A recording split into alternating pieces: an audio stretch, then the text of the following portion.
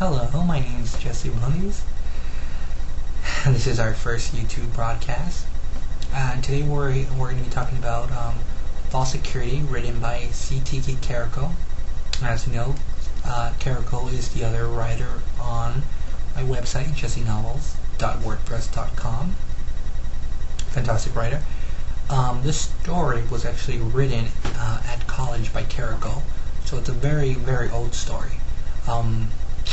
Carrico shared the story with me a year ago, and it took some time, but we got it published. So I published it on the website, I published in some writing communities, and I got some very, very good praises from Write.com, Great Writing, and Storyville.com.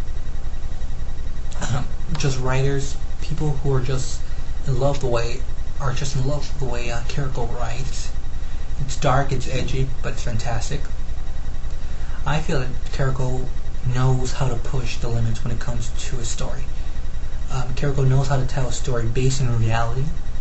There are some fiction novels that are dark, but they can't base them on reality. I think Carrico knows how to touch the senses when it comes to it. This story could happen to anyone, in fact, and that's the part that's so good, that it sends goosebumps, just shivers down your spine, and you're in love with it. This is one story you have to read. If you have to read any short story this week, read this one. It's amazing. The story's about a woman who comes face to face with an assessed colleague who's in love with her and refuses to let her go. This young woman is trying to let down this man gently. This man named Rich, just trying to let him go, telling him that they're just not meant for each other. And this is just pushing this guy even more and more to the edge to do the most heinous act ever. And this is absolutely the best thing written by Carrico, and you'll see why. You'll see why when you read it for yourself at the website. But just in case you need something to sell you, I'll be reading a very small passage of the story. I don't want to read the entire thing. I don't want to skip. I don't want to ruin the fun for you, but here's a very small passage. Let me just bring it up. We'll start with a very smart passage. It's not the first page, it's in the middle between. The story is actually 4 pages long. It's a short story, of course. We'll start in the second page. And here we go. This is the woman who comes face to face with her assessed colleague. This is when she actually confronts him. Rich, what are you doing here? How do you know where I live? I click on the lights without letting my eyes leave his blue eyes that seem to be glowing in a sea of red from being bloodshot. I feel another chill and wrap my arm over my breast and pull my clingy pajamas from my body to loosen them from exposing me too much, especially in this cold. His gaze makes me feel uncomfortable. I glance behind him to make sure everything's intact in my room. How did I know? It's easy to find things out. His eyes bore into me, apparently looking to see if my shock at seeing him is a positive or negative. I laugh a little bit from nervousness. I heard you say you were moving to Curtis's place. I hear you talk. I hear people talk about you. I listen. If you don't want your coworkers knowing where you live, you shouldn't talk about it. Most of my coworkers wouldn't break into my house at 4:30 in the morning. Actually, none of them would. What are you doing here?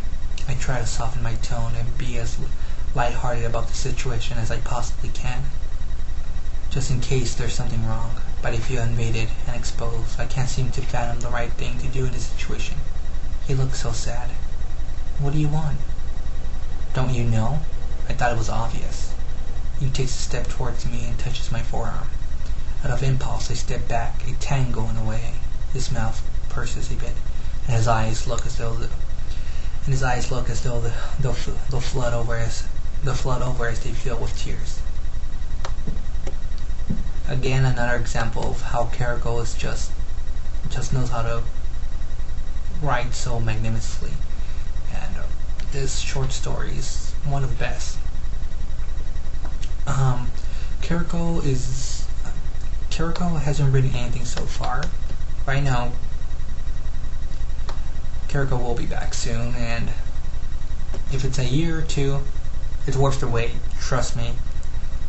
Anything Carrico writes is gonna be gold. I'm not trying to overhype the next short story, but it will be an entertaining. You'll be entertained no matter what. It will be a good read. And this is definitely Carrico's an amazing piece of work. You have to read this one. The ending is just a shocker to anyone. You just can't help feel sorry for this woman in the situation she's in. She's frightened, she's paralyzed by fear, and she can't do anything. All she could do is try to calm him down. What brings me back to the first thing I was saying when we started this. It could happen to anyone, and here it is. This is purely based on reality, and the situation could happen to anyone. And it's such a dark story that you'll fall in love with it. Some of you might be creeped out a little bit, but I love this story. This is one of my favorites, and Carrico is one of my favorite authors. Well, thank you, and make sure you read it at our website, jessenovels.wordpress.com. It is on the Carrico page. My name is Jesse Bundes. Until next time, I will see you later.